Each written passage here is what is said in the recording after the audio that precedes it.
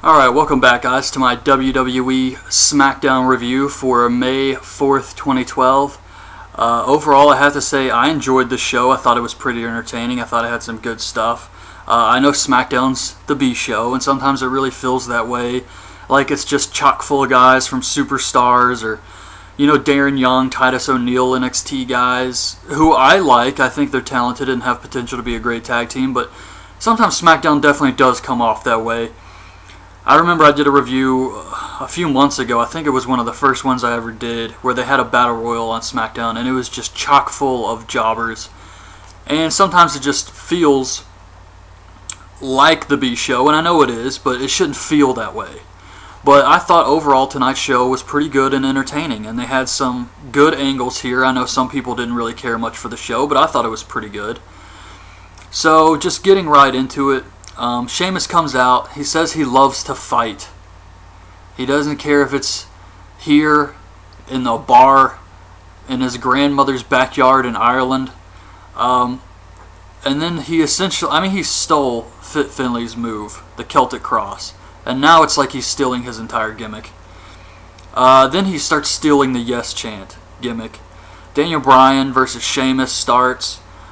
This started off as a good match. Sheamus clotheslines Bryan to the outside, and Ricardo Rodriguez hits a crossbody off the top onto Sheamus. Del Rio runs in, kicks him in the head, gets him in the armbar. When he gets off, Daniel Bryan puts him in the yes lock, so they're just destroying Sheamus' arm here. Sheamus just walks away, and Bryan and Del Rio start arguing. Backstage, the medical team is checking on Sheamus, and he's selling the injury. Reminded me of exactly what happened with Triple H on Raw, like exactly, but not nearly as cool. Then we get R-Truth and Kofi versus Hunico and Camacho. Another match it's hard to get people to care about, just because who possibly cares about Hunico and Camacho? Primo and Epico with AW watch from the ramp. Hunico hits Little Jimmy, R-Truth's invisible person. This is so stupid. I can't believe I'm even saying this. But he kicks the invisible Little Jimmy. R-Truth snaps, goes off on him. Truth gets the win with the Little Jimmy or the lie detector, whatever you want to call it, whatever they're calling it now, and gets the win. So they retain the tag belts. This was fine as far as the match itself goes.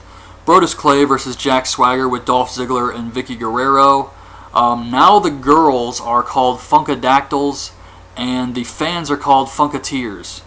I guess they're trying to get this over, and I have no idea. Dolph jumps off the steps and gets hit with a headbutt, so he's laid out on the outside. Swagger's about to get hit with the big splash, but he rolls out of the ring and loses by countout, so Brodus wins the match. I thought Swagger looked awesome in his match against Orton on Raw. However, I know he technically didn't lose here, but is this really considered a way to protect Swagger? Just because he didn't get splashed? I mean, it's just such a waste, because I think Swagger has a lot of potential too. Apparently, John Laurinaitis has taken a personal day, so Eve is backstage trying to keep order between Bryan and Del Rio. Bryan wants a match with Sheamus. She says she'll see how the medical team feels, and we'll see if he's in any condition to wrestle. Damien Sandow debuts against Derek Bateman. He comes to the ring. He cuts another promo. I actually thought it wouldn't be as good live as the ones he's done taped, where he can just sit and talk to the camera. However, it was awesome. I thought live he did just an awesome job. They're just as good as the taped ones. And he came off as a great heel to me. I think this guy's got a lot of talent. Everything about him. His music, the way he comes to the ring, his robe, the way he holds the microphone like it's a wine glass. Everything about Damien Sandow says heel.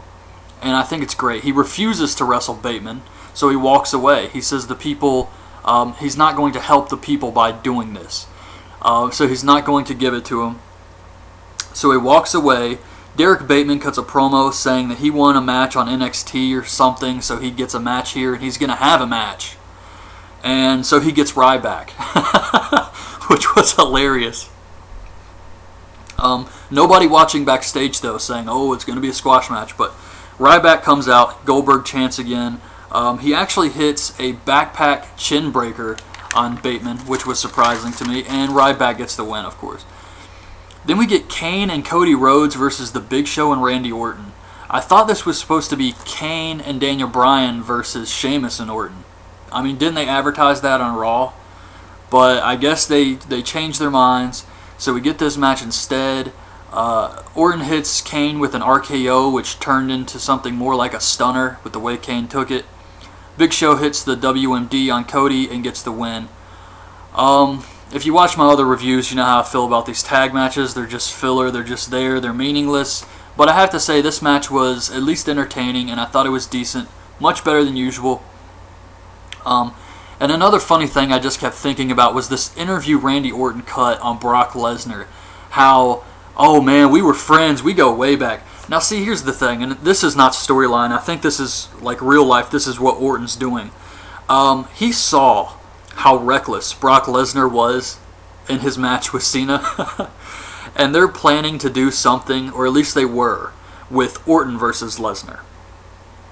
Now, I think Orton is going on these interviews saying, yeah, man, me and Lesnar, we were great friends, and OVW, we came up together, and, you know, you lose touch with people over a while, but I'm glad to see my friend back, and I think he's just trying to blow smoke up Lesnar's ass so that when they have their match, Lesnar isn't quite as reckless and a little bit safer with him. I think Orton's just trying to protect himself because he knows that Lesnar could hurt him.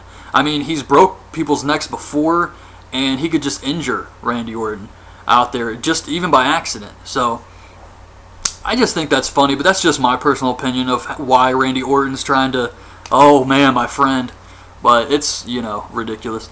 So then we get Layla versus Natalia. Natalia didn't get an entrance, and for some reason, she was acting bizarre here. She was smiling when she was in arm bars, and Layla gets her in an arm bar, and she's like, oh, Layla, you are great, or something. Anybody else catch that? Like how weird she was acting? It was pretty strange, but Layla wins with the neck breaker. Backstage, Oksana and Antonio are having a photo shoot. Eve is directing it, and she makes Teddy rub oil on Antonio's body.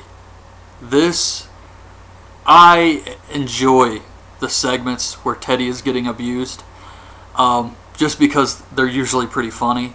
However, this one was disturbing, and I thought this was kind of uncomfortable feeling for me, having to watch this guy do this. I know it's storyline and it's really not going on, like Antonio's having an affair, or, and now Antonio stole his girlfriend or whatever, but it still came off as kind of disturbing and uncomfortable. AJ backstage apologizes to Caitlyn for slapping the hell out of her. Caitlyn tells her, I know that wasn't you, but this pity party over Daniel Bryan has got to stop, and AJ just slaps the hell out of her again. Hard slap. Then we get the main event, which is Daniel Bryan versus Sheamus. Sheamus was cleared to wrestle, probably Eve being a heel, of course. He's really shouldn't be out there, but is. His arm is all bandaged up. Del Rio comes out to do commentary. He calls Sheamus an Irish peasant, and then Booker T calls Cole a coal peasant. Typical Booker. But Sheamus hits Bryan with 20 clubs to the chest. You know how he does the thing where he stretches the guy and then hits him 10 times? He did it 20 times here.